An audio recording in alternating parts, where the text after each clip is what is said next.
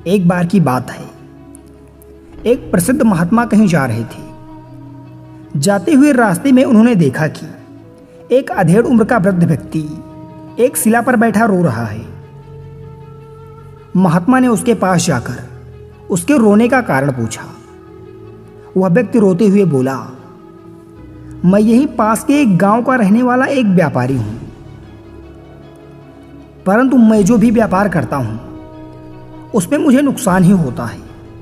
व्यापार के चक्कर में मैंने अपनी मां और पत्नी के गहने भी गंवा दिए, अपने परिवार की सारी संपत्ति खो दिया।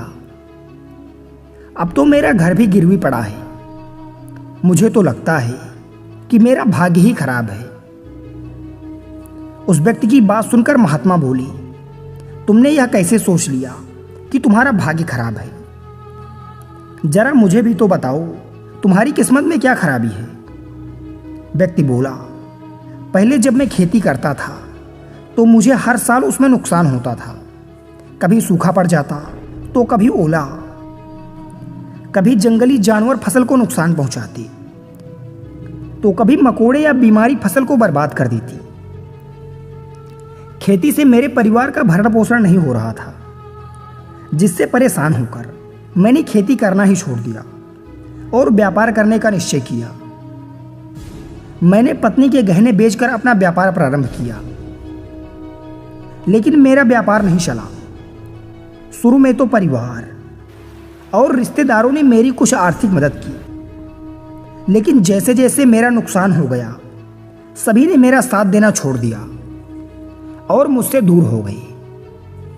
अब तो वे मुझे देखकर अपनी नजरें भी फेर लेते हैं और मुझे ही अपने परिवार की गरीबी और दुर्दशा का कारण बताते हैं।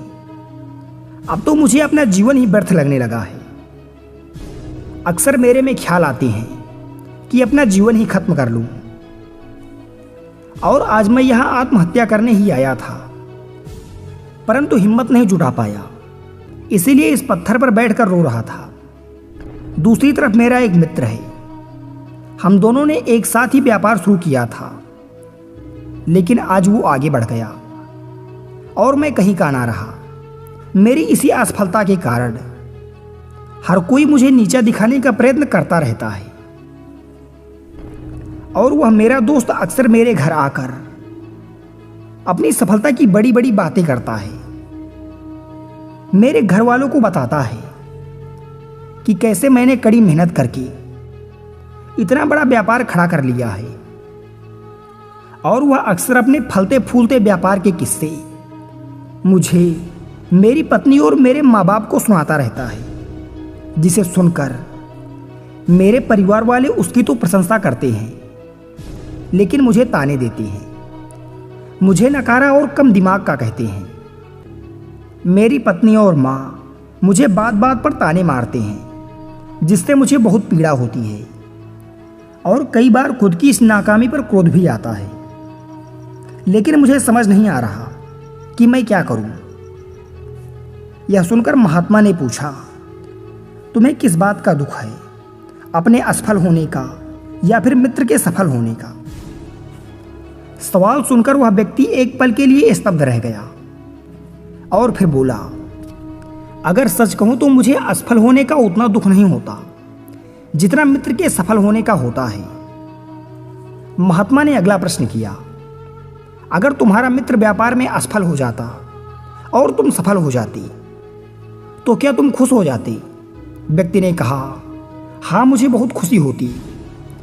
महात्मा बोले, इसका मतलब तुम्हारी खुशी तुम्हारे मित्र पर निर्भर करती है। अगर वह चाहे तो तुम्हें खुश कर सकता है, अगर वह चाहे तो तुम्हें दुखी भी कर सकता है। तुम स्वयं से ना तो खुश हो सकते हो और ना ही दुखी हो सकते हो। महात्मा की बातें सुनकर व्यक्ति थोड़ी देर के लिए सोच में पड़ गया और फिर कहने लगा कि आपकी बातें सुनकर मेरे अंदर उम्मीद की एक किरण जग रही है।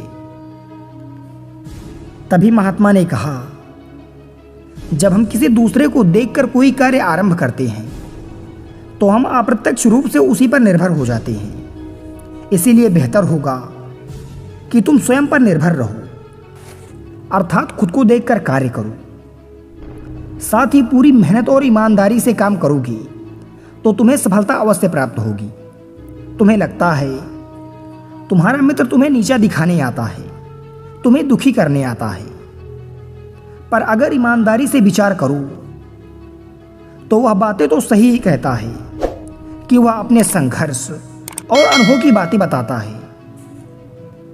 तुम उन बातों से कुछ सीख सकते हो। तुम्हें तो इसके लिए उसका धन्यवाद करना चाहिए कि तुम्हें घर बैठे इतने सारे अनुभव मिल रहे हैं। तुम उन अनुभवों का लाभ उठाओ, नई शुरुआत करो, पूरी ईमानदारी से कर्म करो, कभी हार मत मानो। एक दिन तुम्हें सफलता अवश्य प्राप्त होगी। आज जिसे तुम बुरी किस्मत या बुरा वक्त कह रहे हो, एक दिन यह वक्त बदल जाएगा और इसी के साथ तुम्हारी सोच और विचार भी बदल जाएंगे।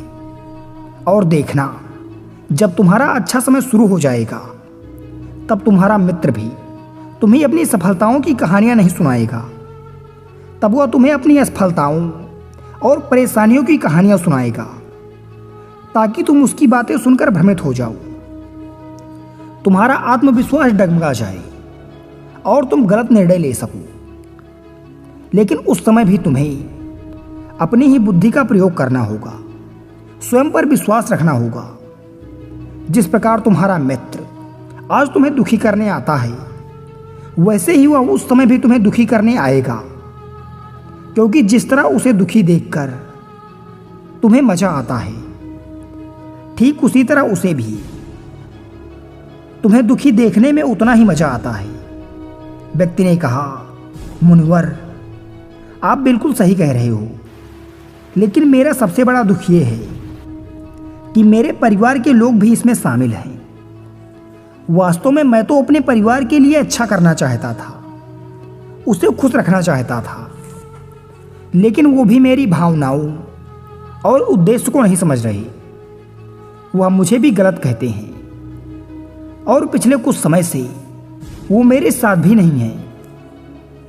महात्मा ने उस व्यक्ति को समझाते हुए कहा, हम हमेशा चाहते हैं कि हम जो कुछ भी करें लोग उसके लिए हमारी प्रशंसा करें, लेकिन आमतौर पर ऐसा नहीं होता। लोग हमारे प्रयासों की तारीफ नहीं करते, जिससे हम निराश हो जाते हैं।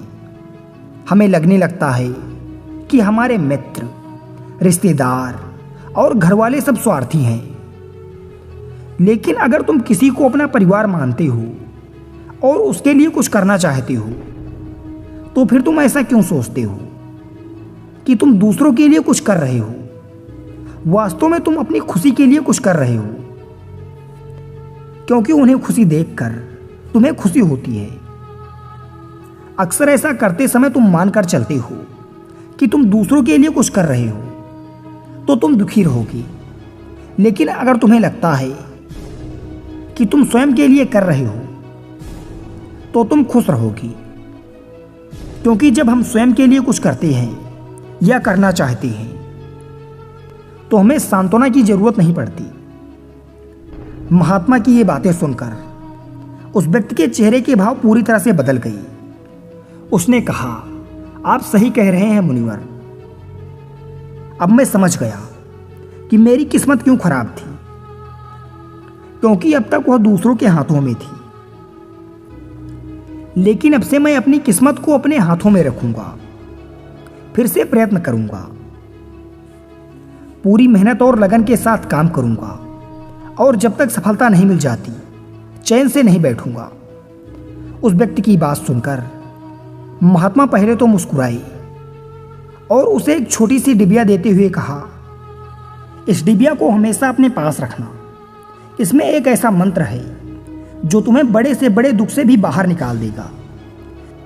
लेकिन इस डिबिया को तभी खोलना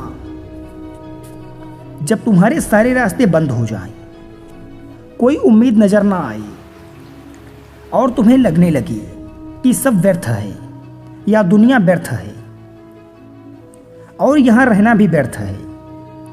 व्यक्ति ने महात्मा को प्रणाम किया और उस डिबिया को लेकर अपने घर वापस आ गया। उसने नए उत्साह के साथ दोबारा अपने व्यापार की शुरुआत की और इस बार उसका व्यापार चल पड़ा। अपनी मेहनत और लगन के दम पर वह कुछ ही समय में एक बड़ा व्यापारी बन गया। अब उसके परिवार वाले भी उसके साथ आ गए और उसका जीवन बहुत ही सुख शांति और समृद्धि के साथ बीतने लगा। लेकिन समय और परिस्थिति के खेल को आज तक कोई नहीं समझ पाया है और ना ही कोई समझ पाएगा। ये सदा एक जैसा नहीं रहता, यह हमेशा परिवर्तनशील रहता है। उस व्यक्ति के जीवन में भी बदलाव आया। वह व्यक्ति जिस राज्य में रहता था, उस राज्य पर पड़ोसी राज्य के राजा ने हमला कर दिया। उस हमले और लूट मार में उस व्यक्ति का सारा धन लूट लिया गया। उसकी दुकानें और घर जला दिए गए। जान बचाने के लिए उसे परिवार के साथ भागना पड़ा। व्यक्ति अपने परिवार के साथ इधर उधर प्राण बचाने के लिए भागता रहा। वह दाने दाने को मोहताज हो गया। उसका बच्चा बीमार हो गया और इलाज के अभाव में बीमारी से तड़पने लगा। यह देखकर उसका हृदय कांप गया। उसके पास अपने बेटे के इलाज के लिए भी पैसे ना थे। उसे एक बार फिर से निराशा ने घेर लिया। उसे लगने लगा कि उसका जीवन व्यर्थ है, सारी दुनिया व्यर्थ है। लेकिन अचानक से उसे महात्मा द्वारा दी गई डिबिया की याद आई। उसने बड़ी उत्सुकता के साथ उसे खोला। उस डिबिया के अंदर एक पर्ची में कुछ लिखा था, जिसे पढ़कर उसके सामने छाया हुआ निराशा का अंधेरा छट गया और वह एकदम से मुस्कुरा उठा। उस पर्ची पर लिखा था, यह वक्त भी गुजर जाएगा। दोस्तों, इस कहानी से हमें यह सीख मिलती है कि समय का खेल कभी भी बदल सकता है। इसीलिए समय कैसा भी हो, हमें अपना संयम नहीं खोना चाहिए। हमें अच्छी परिस्थितियों में बहुत ज़्यादा खुश और बुरी परिस्थितियों में बहुत ज़्यादा निराश नहीं होना चाहिए, क्योंकि समय बदलता जरूर है। आज बुरा है तो कल अच्छा भी जरूर आएगा। धन्यवाद।